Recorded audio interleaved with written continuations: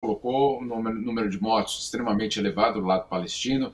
Não podemos nos esquecer de sempre colocar o fato de que, sim, o Hamas cometeu atos bárbaros no dia 7 de outubro, matando 1.400 civis, mas também militares do lado de Israel, portanto, algo que deve ser sempre condenado. Agora, o que nós estamos vendo e o que é o ponto central hoje é a tentativa justamente da ONU de fechar esse acordo para permitir a entrada de ajuda humanitária na faixa de Gaza. É um acordo extremamente frágil por enquanto são promessas. Eu falava justamente com um dos negociadores há poucos minutos, ele dizia que as negociações ainda estão acontecendo para determinar de que forma tudo isso vai acontecer, ou seja, de que forma essa distribuição de alimentos e de remédios ela vai acontecer pela fronteira sul da faixa de Gaza, pelo Egito. O problema ali, obviamente, é garantir a segurança não só do comboio, mas também uma exigência de Israel, que é não usar justamente os corredores humanitários para fazer com que armas ou qualquer outro tipo de equipamento chegue até o Hamas. Então, o que parece que vai acontecer, Fabiola, é um sistema no qual cada caminhão, cada carregamento vai ser alvo de uma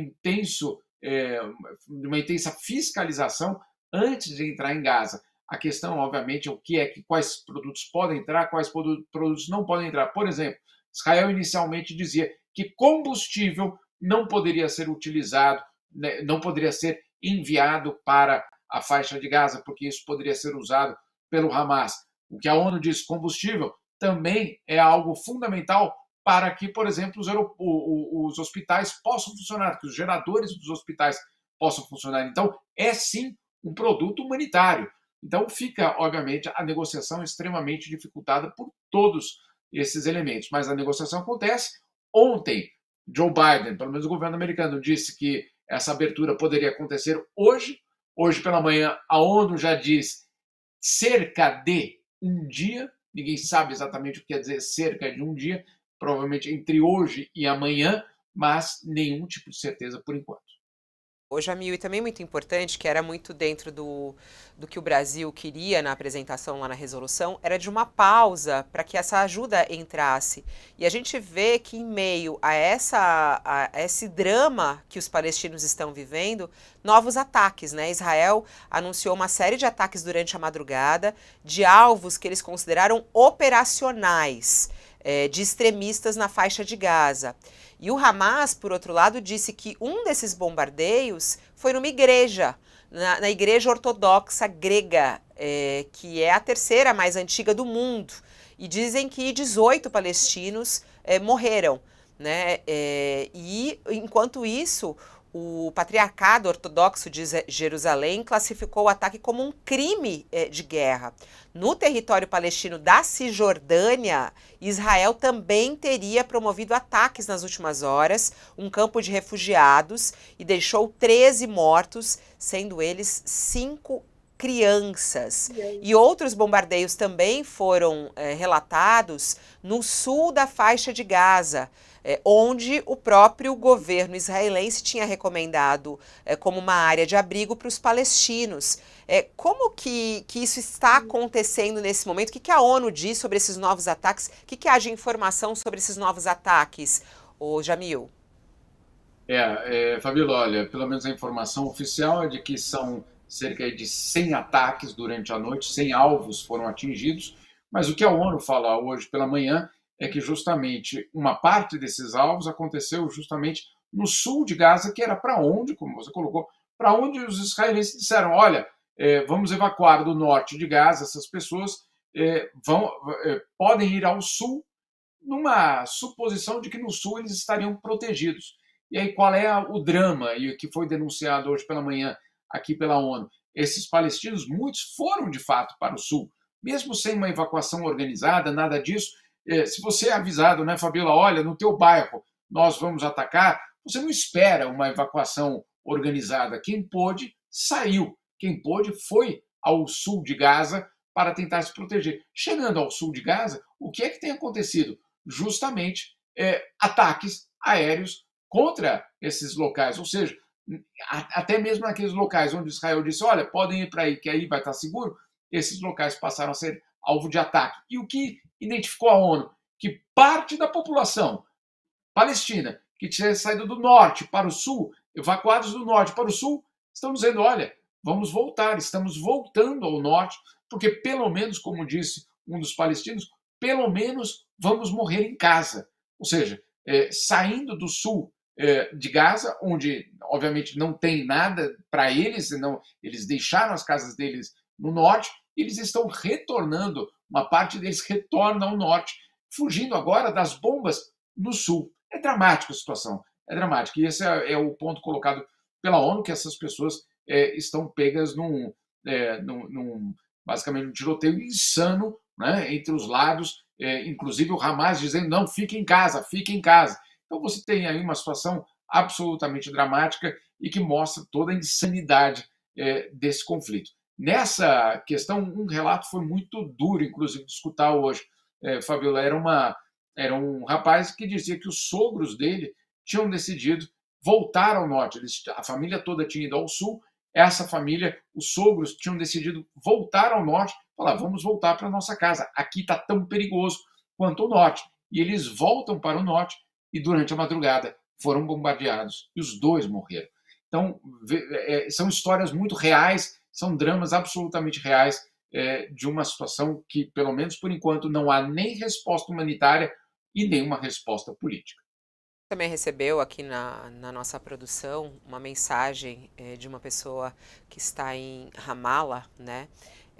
E diz aqui, ó, abre aspas, a situação está muito crítica e a tensão aumentou muito por aqui. Protestos em todas as cidades, o número de mortos vai aumentando por aqui, a gente percebe isso, são dezenas de feridos, e tem muita gente que fala que eles falam até de algumas pessoas que estão sendo aprisionadas, porque são consideradas suspeitas e são levadas, relatando assim, estamos com muito medo, e preferem inclusive não falar, né? A gente está com mais dificuldade de conseguir as pessoas para falarem isso ao vivo aqui, inclusive para trazer para nossa audiência esse relato, porque eles estão ficando com muito medo de retaliação, com muito medo de serem aí, de repente, alvo, né, de algum ataque por falarem, né, Jamil? Só para a gente trazer aqui também para nossa audiência um pouco a apuração dos jornalistas, né, de conseguir trazer o relato dos dois lados. A gente tem conseguido muito falar com as pessoas que estão do lado de Israel, agora essa fala com as pessoas que estão na faixa de Gaza, primeiro que a comunicação ela é muito mais difícil, né? Ela é muito mais difícil e, além disso, o receio deles em falar, em se pronunciar. Bom, diante desse cenário e desse drama que vive, a gente volta a falar sobre o que a ONU pode dizer, né? Você publicou hoje uma coluna dizendo que mais de 50 países se uniram para pedir uma convocação de uma reunião de emergência depois do veto dos Estados Unidos à pausa humanitária. Explica pra gente que reunião é essa, Jamil, e qual é a esperança de que saia alguma coisa daí agora dessa vez?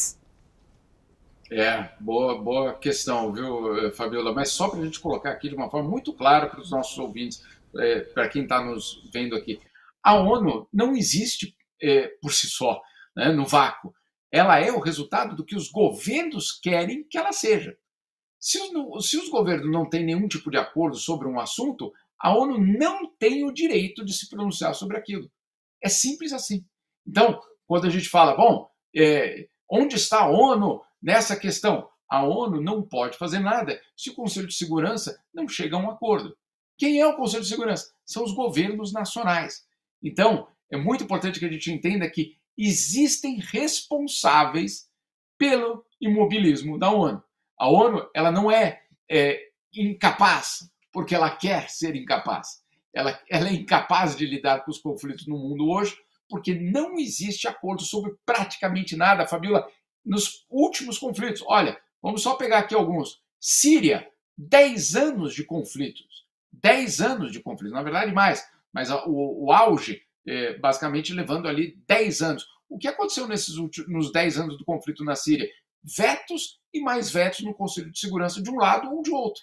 E aí, obviamente, a ONU jamais conseguindo atuar na guerra na Síria. Uma guerra que, por baixo, matou 300 mil habitantes do país, da Síria. Ou seja, você tem ali uma situação muito grave. Ucrânia. Ucrânia também, a ONU não consegue fazer nada. Por quê? Porque não existe um acordo sobre o que fazer com uma crise dessa. E agora, mais uma vez, a gente vê de novo a comunidade internacional completamente rachada e sem conseguir fazer qualquer coisa. E aí o que aconteceu? O governo americano tinha vetado, a gente se lembra, você se lembra, quarta-feira, o governo americano foi o único que votou contra a resolução brasileira pedindo uma pausa humanitária. Mas pode isso? Um só país pode? Pode, porque justamente em 1945, quando a ONU foi criada, ela foi criada com essas regras, que 5 países sozinhos, ou seja, na verdade só eles, podem ter esse poder de veto. Tem toda uma explicação, inclusive geopolítica, para isso, depois a gente até pode entrar nessa discussão, mas o fato é que desde 1945 esses 5 países têm um poder de veto. Com o poder de veto de um deles, no caso os americanos, nesse caso de Israel, acabou o assunto, ali não pode ser tratado. Muito bem. E aí o que fazem esses governos agora? Esses 50 governos, são vários governos, principalmente do Oriente Médio e da África, pedem que a Assembleia Geral da ONU se reúna para tratar de uma forma emergencial a situação em Gaza. Qual é a diferença? Bom, na Assembleia Geral é mais fácil passar a resolução. Basta mais de 50% dos votos.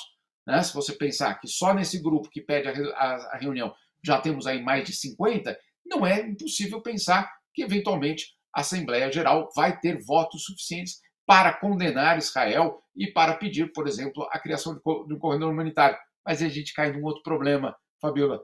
A Assembleia Geral, numa resolução, ela não tem o mesmo poder da resolução do Conselho de Segurança. É uma resolução que, claro, cria um constrangimento para o governo de Israel, põe pressão, faz tudo isso, verdade, mas na prática não consegue destravar a situação. Então, é uma situação dramática para os palestinos. Isso em qualquer outro tipo de conflito também é a mesma coisa. Quando os países não chegam a um acordo, sinceramente, a maior vítima é aquela que não está nem aqui na ONU em Genebra, nem na ONU em Nova York, são aquelas pessoas que estão, só para você ter uma ideia, Fabíola, hoje o número saiu pela manhã aqui na ONU, a estimativa é de que mais de 1.000 corpos estejam sob os escombros na faixa de Gaza ainda.